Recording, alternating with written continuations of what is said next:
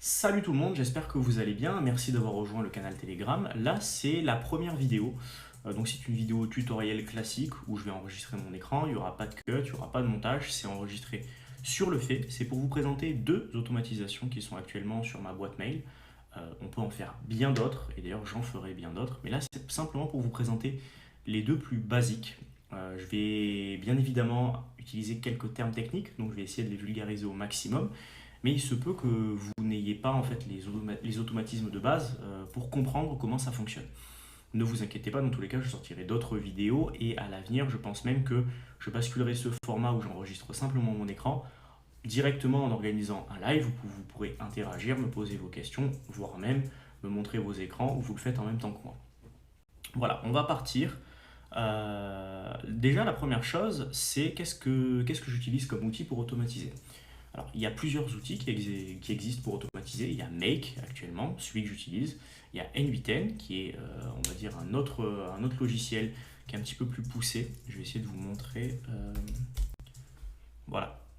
N8N, que si vous n'avez aucune base, on va dire, en développement, pas en développement, mais en codage, on va dire, en langage de code, ne vous lancez pas dans N8N parce que ça va être beaucoup trop complexe. C'est un logiciel qu'on appelle open source, voilà, qui permet beaucoup plus de choses, ou du moins des choses différentes de Make ou Zapier. Et du coup, le dernier, c'est Zapier. Donc Zapier, c'est celui-ci. Zapier qui est, on va dire, l'outil le plus simple pour automatiser, puisque ça va être vraiment du no-code pur et dur. C'est-à-dire simplement, vous allez avoir des modules, donc comme vous voyez un module Facebook par exemple, et vous allez avoir, lorsque telle personne commente, alors réaliser telle action. C'est la base de l'automatisation, c'est que quand une action se produit, alors il y a une action qui se produit en retour. Voilà, on appelle ça un processus, aussi un process, et on va essayer d'automatiser un process quand on va faire de l'automatisation. Donc si vous débutez, vous avez Zapier, si vous commencez à être un petit peu plus à l'aise, vous avez Make, donc qui va être une solution no-code et low-code, donc ça veut dire qu'on va pouvoir ajouter des parcelles de code, et ensuite vous avez N8N qui est là et quand même plus low-code que no-code. Ok, moi pourquoi je travaille sur Make? Pour les possibilités. Pour les possibilités, il y a plus de possibilités que sur Zapier, je ne dépends pas on va dire, des scénarios préconçus par Zapier, puisque je peux créer mes propres conditions et je peux rajouter bien évidemment certaines bases de code, donc ça me permet d'aller un petit peu plus loin dans mes automatisations. La deuxième raison pour laquelle j'utilise Make et pas Zapier, c'est la formule de pricing qui est beaucoup plus intéressant avec Make.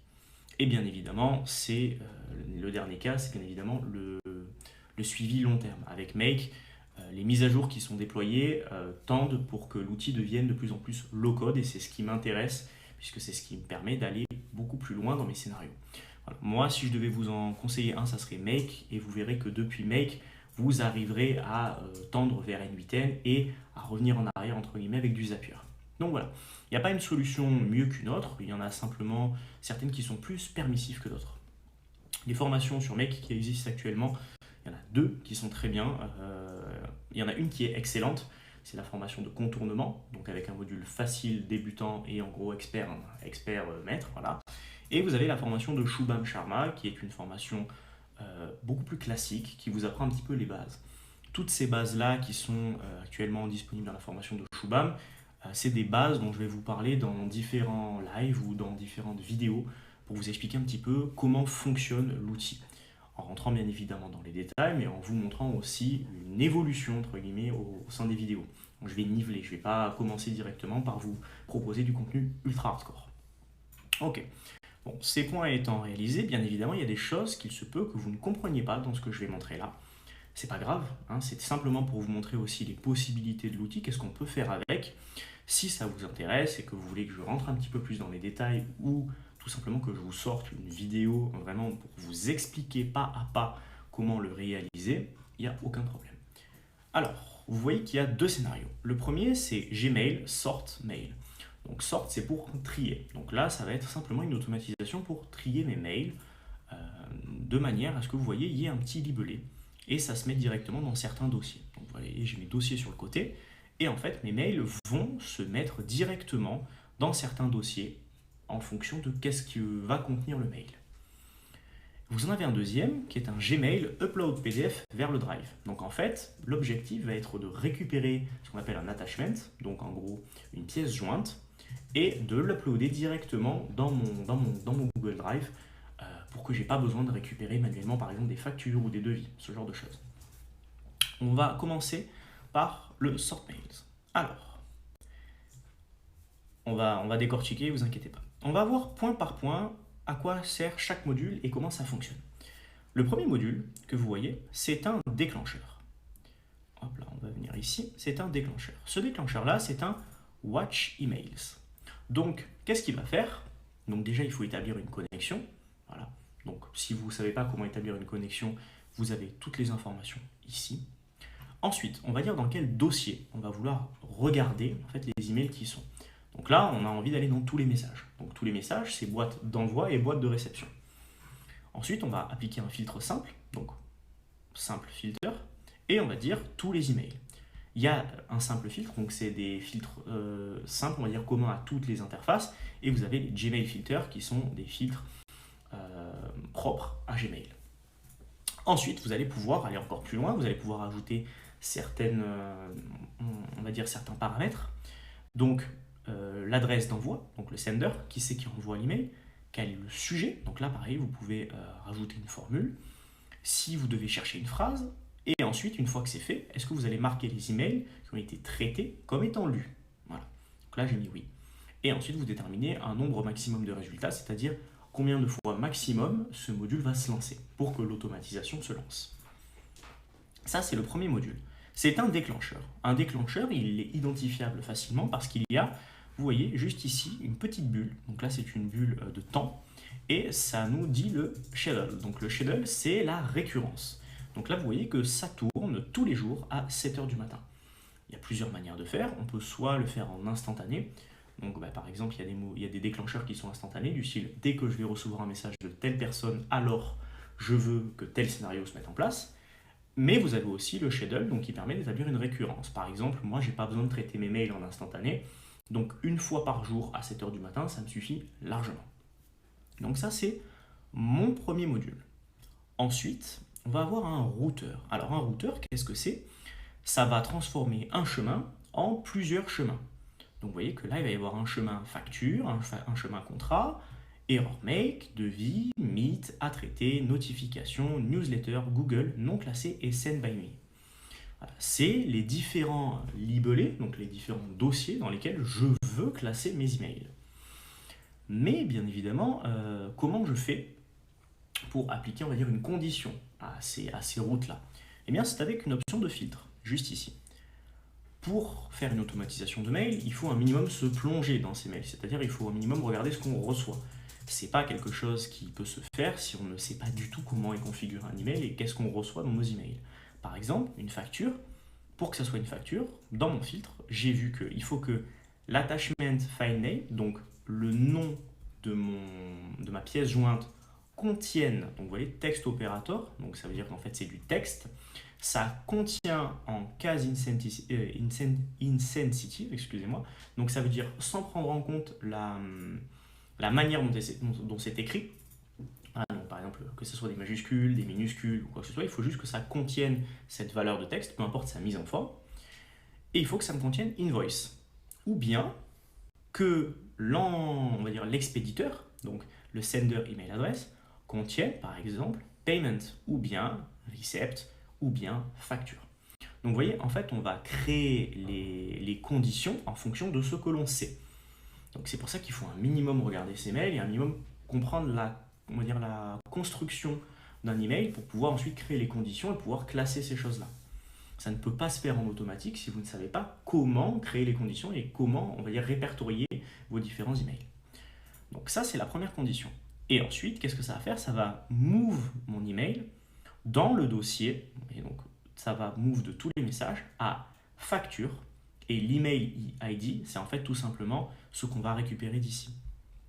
Donc vous voyez, quand on va ouvrir, pour que vous voyez, il y a le module, donc le module Watch All Mails, donc le tout premier, et on va venir mapper, donc ça veut dire on va venir mettre une information qu'on a récupérée précédemment, on va dire mapper l'email ID qu'on a récupéré dans notre premier module. Alors je sais que là ça paraît hyper complexe, qu'il y a des mots qui sont un petit peu compliqués, mais c'est pour ça que plus tard je sortirai des vidéos où on va voir les bases petit à petit et on va tout découper, la structure d'un module, etc. Et là, c'est juste pour que vous ayez une idée de comment ça fonctionne. Et en fait, on va effectuer une récurrence sur tous nos différents scénarios en fonction de certaines conditions. Par exemple, là, au niveau du contrat, c'est si dans mon adresse email il y a un sign, ou bien si dans mon file name il y a un sign. Si c'est une error make, c'est tout simplement si le sender mail adresse est noreply@eu1.make.com, etc. Et je vais créer une condition pour chaque libellé qui m'intéresse. Alors, bien évidemment, c'est donc une automatisation qui est propre à chacun. Par exemple, moi, j'ai envie d'avoir ces dossiers-là, mais si vous avez différents dossiers, à vous de créer les différents dossiers en fonction de ce que vous souhaitez faire. Vous voyez aussi qu'il y a d'autres modules. Par exemple, sur ErrorMake, j'ai un create tâche sur Notion. L'objectif, en fait, c'est que quand je vais regarder mes emails le matin et que je vais relever qu'il y a une erreur sur Make, donc à 7h du matin, je vais relever qu'il y a une erreur sur Make, qui est donc survenue entre 7h01 de la veille et 6h59 du jour même.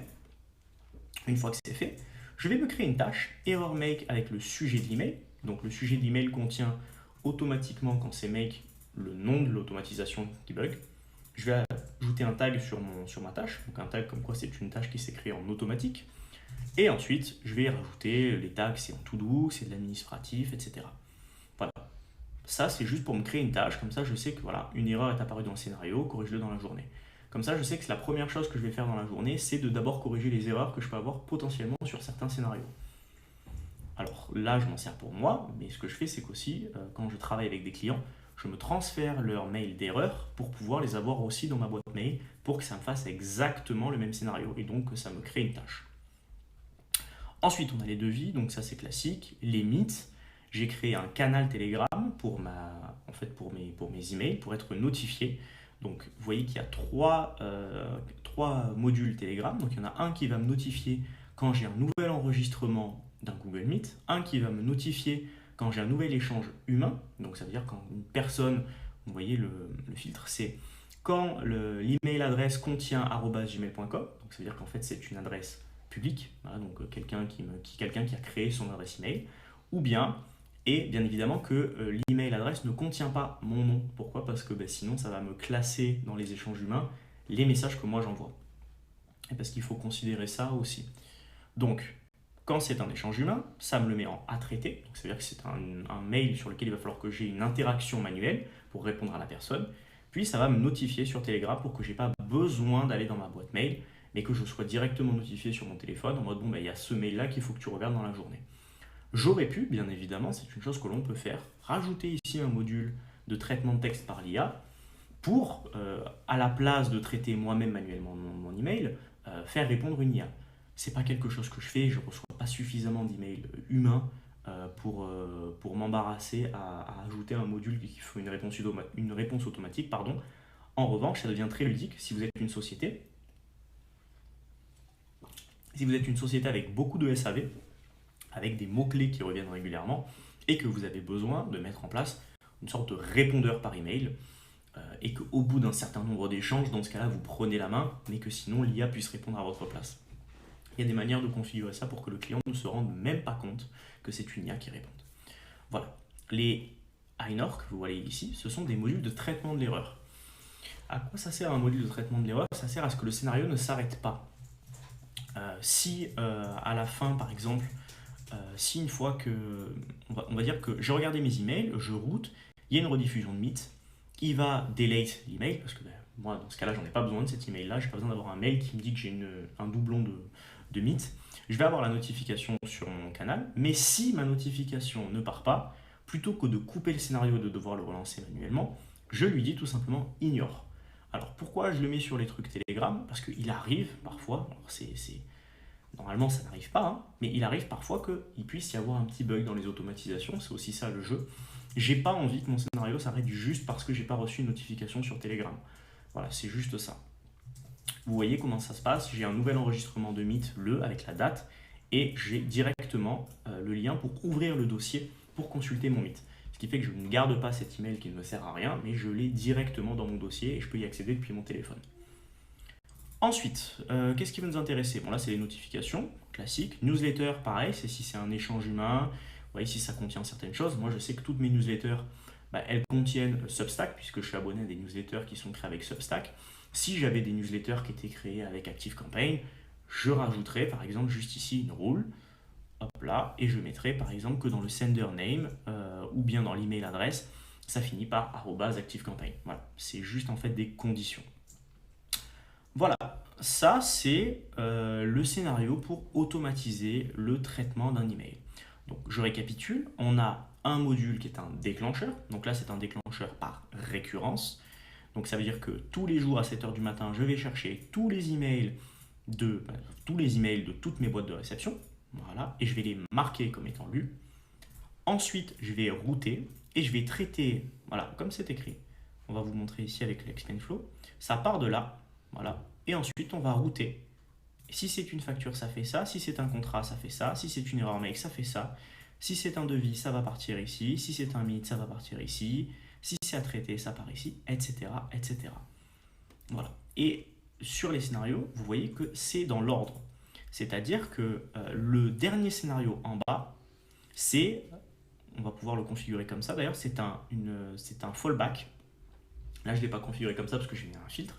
Mais c'est un fallback dans le sens que c'est celui qui va arriver en dernier. Donc ça veut dire que quand je suis ici, si en gros ça ne répond à aucun de ces filtres-là, donc si le mail qui est juste ici ne peut prendre aucune route, alors il va prendre la dernière. Ça peut être intéressant par exemple si vous voulez créer des liens comme des dossiers factures, contrats, erreurs, et vous voulez en avoir un dernier qui est tout simplement à traiter manuellement. Et plutôt que de refaire une condition, vous mettez si ça ne rentre pas là-dedans, c'est qu'il faut que je le traite manuellement. Voilà. Alors, pourquoi c'est bien d'automatiser le traitement de ces mails? Déjà parce qu'on perd moins de temps, parce que sinon on est obligé de le checker tout manuellement. Deuxièmement, parce que ça nous apprend la structure d'un email, comment il fonctionne. C'est hyper important parce que si plus tard vous souhaitez vous-même travailler sur de la newsletter ou quoi que ce soit, il faut que vous ayez conscience de comment sont construites les adresses email et comment sont construits les contenus d'un email, comment est créé un email, en quoi est codé un email. Donc c'est du codage en HTML. Donc l'HTML, vous pouvez trouver des HTML editors, ça vous permet de configurer des emails directement depuis, on va dire une sorte de traducteur. Si je vous montre juste ici, voilà, un HTML c'est ça. Vous voyez ici, vous écrivez ce que vous souhaitez qui apparaisse pour le client, et là, vous avez en fait le code que vous devez envoyer à votre client pour que lui reçoive ça dans cet email. Voilà, donc ça c'est l'HTML. Donc ça vous sert à ça, et puis bien évidemment, c'est une automatisation qui va évoluer dans le temps. Si vous avez de nouvelles choses à rajouter, si vous avez de nouveaux dossiers à traiter, bien évidemment, vous allez rajouter des fonctions. De même, ça peut ne pas s'arrêter juste au tri des emails. Pour chaque devis, vous pouvez créer une réponse, vous pouvez envoyer cette réponse, vous pouvez créer une tâche, vous pouvez transférer cet email. Vous avez plusieurs solutions. Donc, ça ne s'arrête pas juste à les mettre dans un dossier, parce que si ça s'arrêtait juste à ça, ça serait un petit peu, on n'en aurait pas réellement le besoin. On va dire, on pourrait très bien laisser nos emails en bullshit dans notre adresse mail et en mode, on traitera plus là ou on traitera plus tard. Non, l'objectif, c'est qu'en fait, à partir de ce scénario initial, on va pouvoir créer de nouvelles conditions et de nouvelles actions à réaliser. Par exemple, si c'est une facture, j'aimerais bien créer une réponse ou j'aimerais bien l'entreposer à tel endroit, etc. Chose que moi je vais vous expliquer maintenant, c'est la bonne manière de faire. Vous voyez ici, moi, je vous explique qu'on peut faire d'autres choses, mais je ne le fais pas. Pourquoi? Déjà parce que moi, dans mon cas de figure, j'en ai pas besoin. C'est-à-dire, dans mon cas de figure, je n'ai pas besoin, par rapport à ma masse d'emails à traiter, je n'ai aucunement le besoin de rajouter d'autres actions. Moi, ce qui me faisait perdre du temps, c'était de trier mes mails, même si c'était qu'une fois par semaine, de trier mes mails et surtout de ne pas aller regarder mes mails. Parce que moi, le plus gros problème que j'avais, c'est que je ne regardais pas mes mails. Donc là, au moins, les mails qui sont importants, j'ai une notification dessus. Et moi, c'était uniquement ça dont j'avais besoin. Ça et les erreurs. Par contre, si plus tard, vous avez besoin de créer de nouveaux scénarios, ce que je vous invite à faire quand vous serez ici, donc vous avez créé cette branche-là, ce n'est pas de continuer votre scénario, mais par exemple, de rajouter ici un module make. Je vais vous montrer ça comme ça. Hop là. De rajouter ici un module make qui va récupérer un scénario et le faire run.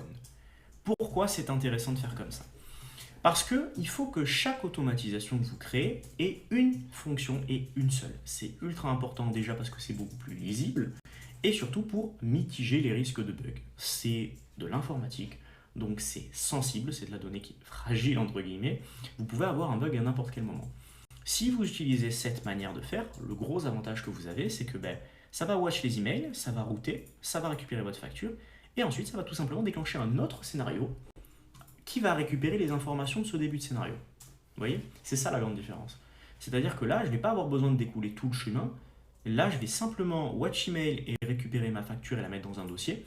Et là, ça va me déclencher un nouveau scénario qui, par exemple, va envoyer cette facture dans un drive, va la transférer à mon associé, va écrire une réponse écrite à quelqu'un, transférer la version par courrier postal. Vous avez plein de solutions, mais c'est juste que ça vous rend tout ce travail-là beaucoup plus lisible.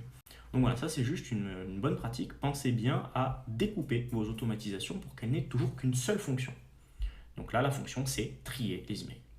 Voilà, ça c'était juste le petit aparté. Et on va juste arriver sur la deuxième automatisation. La deuxième automatisation, elle est là simplement, vous voyez, pour uploader le PDF vers un drive. Alors là, je vous ai montré, là c'est une version qui part de 0. Donc entre guillemets, je refais en watch sur mes emails. Je vérifie s'il y a une pièce jointe. Donc vous voyez, là, il y a une pièce jointe. L'array length greater than 0. Donc ça veut dire un array, c'est une sorte de tableau. Donc si mon tableau contient plus de 0 valeur, donc ça veut dire qu'il n'est pas neutre, et que le type d'attachment est un PDF, dans ce cas-là, mon scénario se poursuit. Je vais récupérer cet attachment. Et ensuite, je vais le router. Si c'est une facture, le mettre dans un dossier facture. Si c'est un devis, le mettre dans un dossier devis. Si c'est un contrat, le mettre dans un dossier contrat.